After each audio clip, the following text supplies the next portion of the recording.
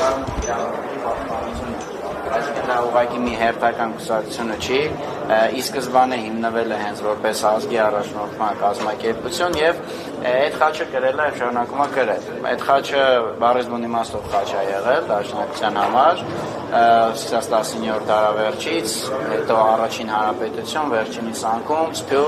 Սփյուռքի ազատագրական եւ զինական պայքար, ընդհանուր մինչեւ Արցախյան ազատամարտ եւ արդեն այսօրվա այս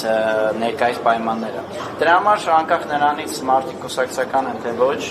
ես ինքս էլ կուսակցական չլինելով այդ շնորհավորանքի խոսքը ուղղում եմ հղել առաջին հերթին բնականաբար հայեղափոխական դաշնակցության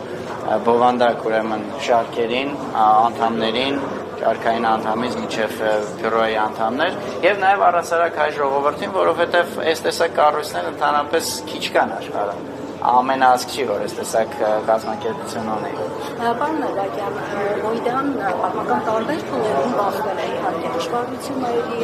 փոփորիկների եւ կանգուն մնացել ձեր կարծիքով որպես քաղաքագետի, որն է նախակրիալը։ Հաջողության գրավականը, մոդայի բառով եթե ասենք, այն է, որ այն հավատարիմ է մնացել այն նպատակին, հիմնական նպատակին, որի համար որ ստեղծվել է։ Ես ձեզ հավատացնում եմ, որ սա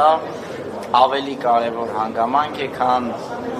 ռեսուրսային բազան, նույնիսկ մարդկային բազան, դա կարող է վայրի վերվել, տարբերվել, բայց ամենակարևոր բանը, որ դաշնակցությունը պահել, դա ի սկզբանե դրված նպատակին, այսինքն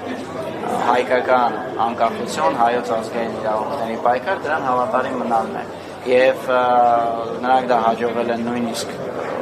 տարագրության մեջ, երբ Հայաստանը խորհրդայնացած էր եւ Հայաստանի տարածքում դաշնակցությունը արգելված էր, եւ նաեւ արդեն Հայաստանի վերանկախացումից հետո։ Եթե նորից վերստին կարճ պատասխանել եմ ձեր հարցին, միանշանակ ի սկզբանե դրված նպատակին հավատարիմ մնալը, ինչքան էլ փորձությունները, քամիները եկել անցել են, բայց եթե